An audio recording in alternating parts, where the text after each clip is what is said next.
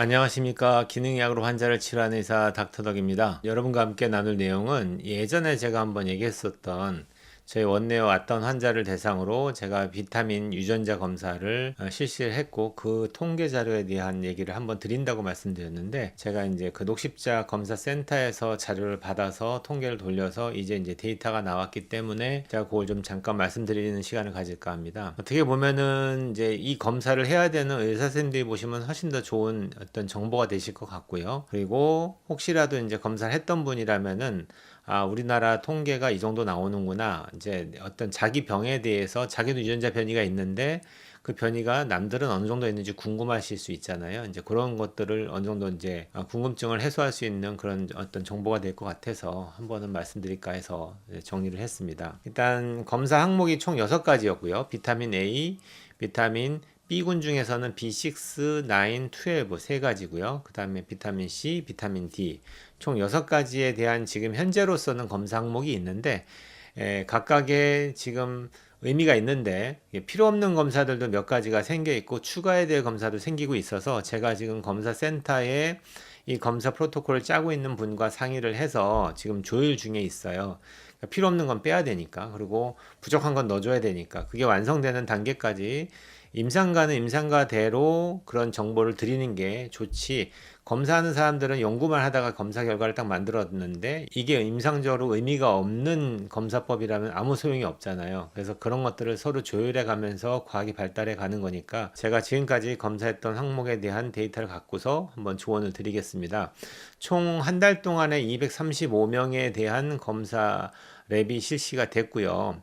여기서 여러분이 우선 제가 설명을 드리기 전에 검사 결과를 보여드리기 전에 먼저 생각하셔야 될 게 있는데 그게 이제 실렉션 바이어스예요. 전문 용어긴 한데 어떤 의미냐면은 지금 이 235명에 대한 모수는 우리나라 전체를 대표할 수가 없는 거예요. 왜 그러냐면은 저한테 왔던 환자들은 대부분 다 몸이 안 좋고 병이 있기 때문에 이 병이 해결이 안 되고 힘들기 때문에 저한테 치료받으러 오시면서 검사하신 거잖아요. 건강하신 분들은 아예 오지 않으셨기 때문에 우리나라 정상적인 모든 사람의 평균을 얘기할 수가 없다라는 게 이 검사에 대한 오류라고 보시면 됩니다. 그 대신 병원에 질병 때문에 오신 환자들 군에서 검사했더니 아무것도 안 나온다, 음성이다 이러면은 대표적으로 건강한 사람들한테서도 안 나올 확률이 높겠죠. 일단 그 정도의 두 가지 어떤 의미를 갖고서 이 검사를 좀 지켜보시면 될 것 같고요. 제가 하나씩 먼저 예를 들어 볼게요. 우선 이제 비타민 B군을 먼저 말씀드릴까 싶습니다. 비타민 B군은 B6하고 B9하고 B12 세 가지 검사라고 했잖아요. 이거는 너무나 검사의 의미가 크기 때문에 받았던 분이시라면 꼭 이 의미를 정확하게 이해하셨으면 좋겠는데 우선 B6 같은 경우에는 전체 235명 중에서 234명 중에서 54명, 23%가 정상으로 나왔고요. 한 개의 유전자 변이가 있는 사람이 116명이나 됐습니다. 거의 50% 이상. 그러니까 질병이 있어서 기능의학병원을 찾는 환자의 50% 이상은 한 개 이상의 변이가 있고요. 두 가지까지 있는 경우는 64명 27%예요. 대략적으로 77%에 해당되는 비타민 B6 유전자 변이를 갖고 있는 겁니다. 환자들이. 그만큼 이게 영향을 많이 줬다고 우리가 판독해야 되겠죠. 그 다음에 B9 같은 경우는 정상이 36%고요. 어브노말이 한 개의 변이를 갖고 있는 분이 45%, 그다음 두 가지 변이 다 있는 분이 18%예요. 그래서 합치면은 63% 정도가 유전자 변이를 갖고 있는 걸로 나타났습니다. 그러니까 이거는 그 나름대로 의미가 있는 것 같고요. 좀 더 정확한 이제 비교라고 한다면 질병이 없는 건강하신 분들의 유전자 형태를 한번 보고는 싶어요. 근데 그거는 어떻게 할 방법이 없죠. 모수를 구해서 같이 비교하면은 질환별로 하면 좋을 것 같고요. 또 제 경험상은 B6하고 9이 같이 컴바인해서 변이가 있는 분들도 따로 이제 통계를 내볼 수 있겠잖아요. 이제 그것까지는 아직 작업을 못 했는데 제 경험상은 이 두 가지가 모두 유전자 변이 두 가지를 다 갖고 있는 환자들이 훨씬 더 심톰 시비얼리티라고 하는 증상의 경중도가 되게 심했다라는 거를 말씀드리고 싶습니다. 그러니까 변이가 심할수록 내 몸에 영향을 많이 받는 거죠. 그 다음에 B12가 참 재밌는데 B12는 유전자 검사를 두 가지 형태를 얘네들이 검사센터에서 만들어 놨는데 재밌는 거는 하나는 100% 정상으로 나왔어요. 그러니까 단 한 명도 어브노멀이 없는 거예요. 그러면 이 검사는 의미가 없죠. 할 필요가 없죠. 질환이 있어서 검사했는데 아무도 어브노멀 어브노멀이 안 나오는 검사를 할 필요가 없잖아요. 그래서 얘는 제가 빼라고 말씀드렸어요. 검사실에. 의미가 없는 검사니까. 그 다음에 한 가지는 지금 보니까 234명 중에서 단 3명만이 어브노멀이 나왔어요. 이것도 뭐 1% 정도로 지금 통계상으로 나오지만 되게 적은 모수죠. 그 많은 환자들 중에서 단 3명만 나왔으니까. 그런데도 불구하고 이 검사를 해야 되는 의미는 그 단 한 명이라도 놓치면 안 되기 때문에 이 검사의 의미는 저는 있다고 생각하고요. 아무리 적다고 하더라도 이 검사는 빼면 안 될 것 같고, 여기서 어브노멀이 나온 분들은 철저하게 그거에 맞는 전문적인 치료가 따로 방법이 있어요. 그걸 안 하고서 그냥 했을 때는 치료 효과가 안 나타나기 때문에 이거는 전문가 입장에서는 꼭 필요한 검사라고 생각합니다. 그 대신 유병률은 되게 높지 않다, 이렇게 이해하시면 되겠고요.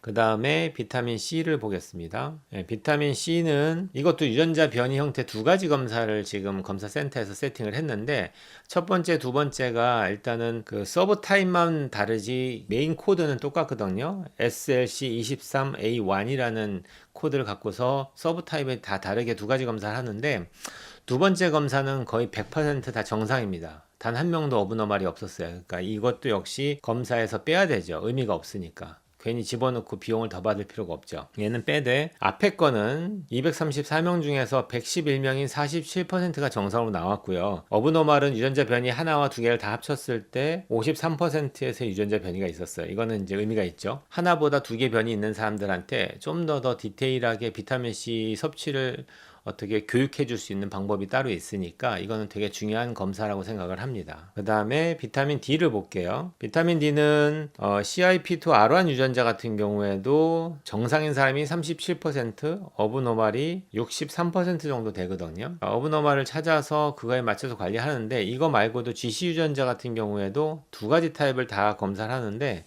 GC 타입 1 같은 경우가 유전자 변이가 훨씬 더 많았어요. 정상인 사람이 15명 6%밖에 안 되고, 우리나라 사람의 94%가 어브노멀을 갖고 있는 거예요. 되게 많은 유병률이죠. 이거는 그러니까 생각보다 많고, 이게 그렇게까지 영향을 많이 주는 유전자 형태는 아닌 걸로 판독을 했어요, 저는. 왜냐하면 GC 유전자의 변이가 심하다고 하더라도 비타민 D 혈중 레벨과 이거에 대한 파라미터로 부각성성 호르몬 레벨의 변화를 보는데 거의 이상이 없이 정상적으로 잘 관리되는 경우가 훨씬 많더라고요. 그러니까 얘는 검사를 하더라도 판독을 해서 적용하는 게 좀 힘들더라고요. 그래서 이거는 좀 더 제가 건의를 하고 있는데, 이거보다는 비타민 D가 우리 몸에 들어오면은, 일단 예를 들게요.